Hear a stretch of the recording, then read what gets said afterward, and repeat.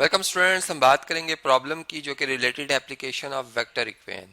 और my question है जी कि find a vector equation for the line through the points. A point है जिसके कोऑर्डिनेट्स हैं एक्स कोऑर्डिनेट 3, वाई कोऑर्डिनेट 4 और जी कोऑर्डिनेट -7 एंड जो बी पॉइंट है उसके एक्स कोऑर्डिनेट 1 है, वाई -1 है और जी जो है वो 6 है।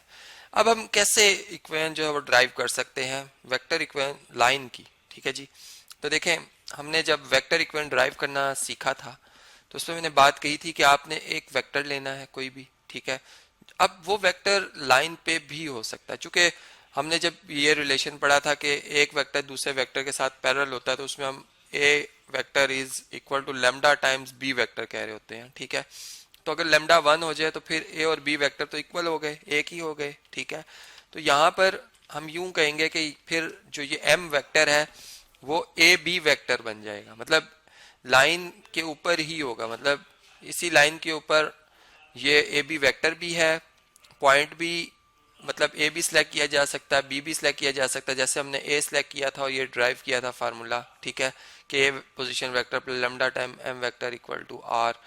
तो इधर हम मतलब ए पॉइंट भी यूज कर सकते हैं, बी भी यूज कर सकते हैं, और फिर दूसरी बात यह कि ए बी वेक्टर भी यूज कर सकते हैं और इसका कोई भी मल्टीपल मतलब स्केलर मल्टीपल भी यूज किया जा सकता है, चूंकि इसमें एम जो है वो इस वेक्टर ए पी के लेमडा टाइम जो है वो इक्वल था। ठीक है, लेमडा टाइम एम जो है वो ए पी के इक्वल था। तो ये बेसिकली जो हमने ड्राइव किया था रिलेशन, ये देखें यहाँ पे अगर आप, तो हमने यही बात की थी कि A P is parallel to M vector और फिर A P is equal to lambda times M vector. ठीक है, तो अब इस बात को मद्देनजर रखते हुए हम जो है वो ड्राइव करते हैं जी।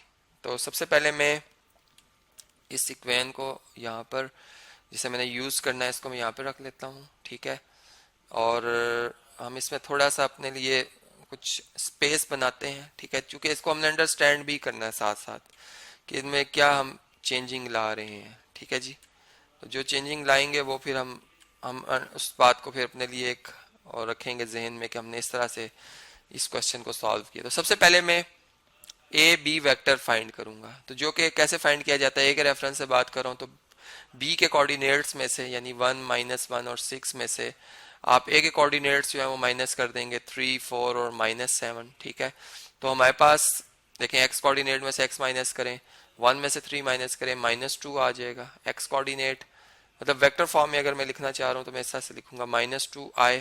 ठीक है, -1 और -4 -5 जो हो जाएगा। ठीक है, -5 होगा और जे आएगा, चूंकि -5 जो वाई कंपोनेंट है, 6 माइनस और माइनस प्लस हो गया +13 के यूनिट वेक्टर। ठीक है, तो ये हमारे पास आ गया ए बी वेक्टर। अब इसका कोई भी आप स्केलर मल्टीपल भी ले सकते हैं, ये बेसिकली एम वेक्टर बन जाएगा। ठीक है, और एम अब आपको इस वक्त नजर आ रहा है, लेकिन मैंने आपसे कहा कि आप एम सपोज कर लें इस क्वेश्चन में वो इसी लाइन के ऊपर है। ठीक है, यहाँ पे नहीं है। ठीक, बात समझ गए हैं, क्योंकि हमने बात की थी कि इसमें यूनिक लाइन नहीं होती, एक मतलब ड्राइव नहीं कर सकते हम एक इक्वेशन, बहुत सी इक्वेशंस बन सकती हैं, तो यही उसका रीजन है। अब इसमें जो ए वेक्टर है, ए वेक्टर पोजीशन वेक्टर भी सिलेक्ट किया जा सकता है और बी भी सिलेक्ट किया जा सकता है, क्योंकि हमें 2 पॉइंट गिवन है। तो ए पोजीशन वेक्टर होगा ओ ए पोजीशन वेक्टर, जो कि हम लिख सकते हैं 3i +4j और -7 के। ठीक है जी, जबकि अगर आप बी वेक्टर यूज करना चाहते हैं तो आप वो भी यूज कर सकते हैं। ठीक है, मैं नेक्स्ट मतलब बी वेक्टर को भी यूज करके जो है वो इक्वेशन ड्राइव करके आपको बता दूंगा, जो कि ओ बी वेक्टर है हमारा पोजीशन वेक्टर, और ये बन जाएगा आई, चूंकि इसका एक्स कंपोनेंट 1 है, वाई कंपोनेंट -1 है तो -j और z कंपोनेंट 6 है तो 6k आ जाएगा। ठीक है जी, तो देयरफॉर इस इक्वेशन को अगर मैं इक्वेशन नंबर स्टार कह रहा हूँ तो हम लिखेंगे देयरफॉर इक्वेशन स्टार बिकम्स, जबकि r जो पोजीशन वेक्टर है वो तो ऑलरेडी हमने एक पी, चुके एक अपनी मर्जी से हम एक कोई पॉइंट सेलेक्ट करेंगे कहीं भी, ठीक लाइन के ऊपर होगा, तो वो आएगा xi +yj +zk। ठीक है जी, तो ये हमारे पास पोजीशन वेक्टर r होगा। तो यहाँ पर हम लिख लेते हैं कि देयरफॉर इक्वेशन जो हमारे पास, बल्कि एम वेक्टर भी मैं पहले लिख लेता हूँ यहाँ पे, चूंकि इसकी वैल्यू मुझे इस्तेमाल करनी है तो फिर वो मसला ना हो हमें लिखने में। ठीक है, तो मैं इधर लिख देता हूँ कि m जो वेक्टर है वो किसके इक्वल है, वो -2i -5j और +13k के इक्वल है। मतलब 13k है इसमें। तो ये जी इक्वेशन हम यहाँ से कॉपी करते हैं और स्क्रीन के साइड पे हम इसे पेस्ट कर लेते हैं, ठीक है जी। और चलें जी, ये एक्स्ट्रा पार्ट में रेस करता हूँ। यहाँ पे हम लिखेंगे देयरफॉर इक्वेशन स्टार बिकम्स, ठीक है जी, शॉर्ट फॉर्म है इक्वेशन का स्टार बिकम्स। अब इसमें हम क्या कर रहे हैं, हम इसमें ए वेक्टर की जगह वैल्यू यूज करेंगे 3i plus 4j minus 7k, ठीक है जी। जबकि प्लस लेमडा हम लिखेंगे और जो m वेक्टर है वो हमारा है -2i माइनस 5j और प्लस 13k, ठीक है।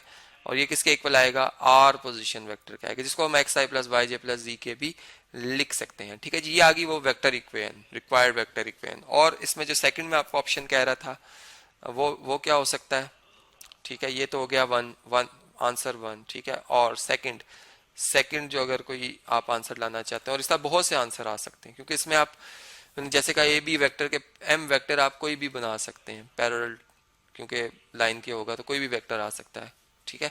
तो इसमें हम यूं भी कह सकते हैं कि फिर अगर हम चलें इसको यूज कर लें बी वेक्टर को, ठीक है, ए की जगह हम बी पोजीशन वेक्टर ले लें, तो ये आ जाएगा आई माइनस जे प्लस 6k, ठीक है जी।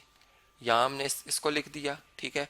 और इसके बाद और हम यहाँ पे ये लिखेंगे, चलें ये इस तरह से आप समझ लें कि जो ए बी वेक्टर है, ठीक है, वो कैसे बना था। अगर हम इसकी डेरिवेशन में देखें तो हमने ओ ए वेक्टर, ठीक है, और इसमें हमने बल्कि यूं हम लिखेंगे कि ओ बी वेक्टर, अगर हम देखें कि ये O B vector minus O ए वेक्टर, हम इसको इस तरह से मतलब ए बी वेक्टर को डिफाइन करते हैं। तो अगर जब ओ बी वेक्टर की बात की जाएगी, ठीक है, पोजीशन वेक्टर जब मैंने ओ बी लिखा है, तो जो ए बी की डायरेक्शन है वो उसके मतलब उसकी डायरेक्शन को मुझे चेंज करना होगा। यहाँ पर मैं यहाँ पे प्लस लेमडा लिखूंगा, ठीक है, लेकिन अब मुझे इस वेक्टर का जो ए बी वेक्टर है उसका नेगेटिव लिखना होगा, मतलब 2i पॉजिटिव साइन के साथ हो जाएगा, 5j पॉजिटिव साइन के साथ हो जाएगा और 13k जो है वो माइनस साइन के साथ आ जाएगा, ठीक है। ये सिर्फ इसलिए कि ये वेक्टर जो है आपस में इनकी direction head to tail rule के हवाले से जब हम देखेंगे तो वो चेंज हो जाती है, ठीक है। तो यहाँ इस वजह से हम ये बात करेंगे। देखिए अगर मैं बी ए वेक्टर ले लेता, बी ए वेक्टर, तो मैं क्या लिखता, मैं ओ ए माइनस ओ बी लिखता, ठीक है। तो बेसिकली मैं यहाँ पे ये बात करना चाह रहा हूँ कि जो ओ बी वेक्टर है वो फिर मतलब उसके लिए फिर हम बी ए वेक्टर लेंगे, जो कि ए बी और बी ए वेक्टर तब इक्वल होंगे जब मुझे नेगेटिव साइन पुट करना पड़ेगा बी ए वेक्टर की डायरेक्शन को चेंज करने के लिए, इस वजह से, ठीक है। तो इसकी वजह से मैंने ये बी वेक्टर और ये बी ए वेक्टर है यहाँ पर लिखा। तो ये आप देख सकते हैं कि एक सेकंड हमारे पास जो है इक्वेशन ऑफ लाइन बन गई है जो कि पैरेलल है गिवन इस वेक्टर के। चूंकि हम जानते हैं कि ये वेक्टर्स जो कि आपस में ऑपोजिट डायरेक्शन में ये भी पैरेलल ही होते हैं।